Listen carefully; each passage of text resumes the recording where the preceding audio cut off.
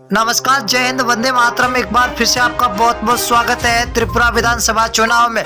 आपको बता दें कि त्रिपुरा के अंदर माणिक सरकार और बीजेपी की ओर से अब की बार कड़ी टक्कर देखने को मिलती हुई नजर आ रही है। तो अब की बार सीपीएम बीजेपी को क्या हरा पाएगी या फिर बीजेपी सरकार बना पाएगी? आपके बीच में हम 60 सीटों का माह ओपिनियन पोल जारी करने जा रहे हैं। जो सी वोटर टीम नाउ फलोदी सट्टा बाजार ने जो 2022 का आज का माह ओपिनियन पोल घोषित कर दिया। आपको बता दें कि त्रिपुरा के अंदर 2023 के अंदर चुनाव है और उससे पहले सभी पार्टियों के अंदर खलबली मच गई है कि अब की बार त्रिपुरा के अंदर किसकी जीत होगी, क्या कौन सी पार्टी मारेगी बाजी। आपके बीच में हम 60 सीटों का माह ओपिनियन पोल लेके आए हैं।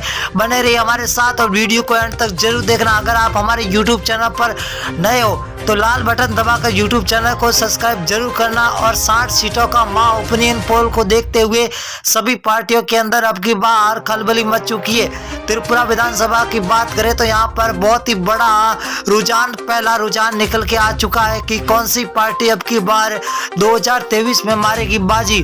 60 सीटों का माह ओपिनियन पोल जारी। अगर हम त्रिपुरा की बात करें पहले विधानसभा सीट की तो यहाँ पर धलाई है। धलाई के अंदर 6 सीट है, 6 में से बीजेपी को 2 और सीपीएम को 3। तो यहाँ पर कांग्रेस 1 सीट पर है तो अन्य को यहाँ पर 0 सीट मिलती हुई दिखाई दे रही है। बहुत ही बड़ा यहाँ पर नुकसान होता हुआ कांग्रेस को दिखाई दे रहा है। तो यहाँ पर सीपीएम और बीजेपी के बीच में कड़ी टक्कर दिखाई दे रही है। पश्चिमी त्रिपुरा की बात करें तो बीजेपी को 6 और सीपीएम को 7, कांग्रेस को 1। यहाँ पर पश्चिमी त्रिपुरा के अंदर कुल 14 सीटें, बहुत ही बड़ी कड़ी टक्कर है। यहाँ पर सीपीएम 1 सीट के साथ बढ़त बनाती हुई दिखाई दे रही है।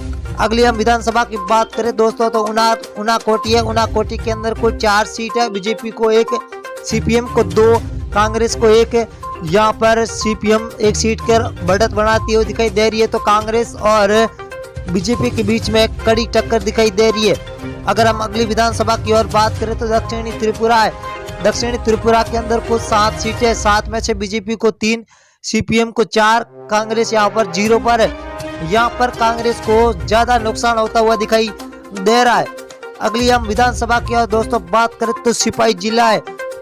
सिपाही जिले की बात करें तो यहाँ पर कुल 9 सीटें, 9 में से बीजेपी को 5, सीपीएम को 3, कांग्रेस को 1। यहाँ पर बीजेपी पूर्ण बहुमत के साथ आगे निकलती हुई दिखाई दे रही है। तो सीपीएम को यहाँ पर 3 सीटें मिलती हुई दिखाई दे रही है। तो कांग्रेस 1 सीट पर मौजूद है।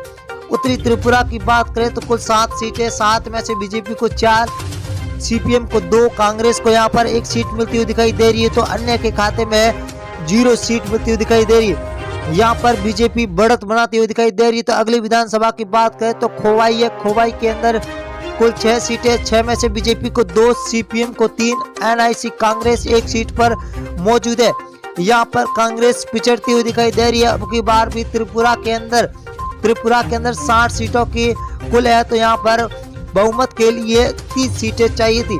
अगर हम बात करें गोमती विधानसभा की तो यहाँ पर कुल 7 सीटें, 7 में से बीजेपी को 3, सीपीएम को 3, कांग्रेस को 1 सीट मिलती हुई दिखाई दे रही है।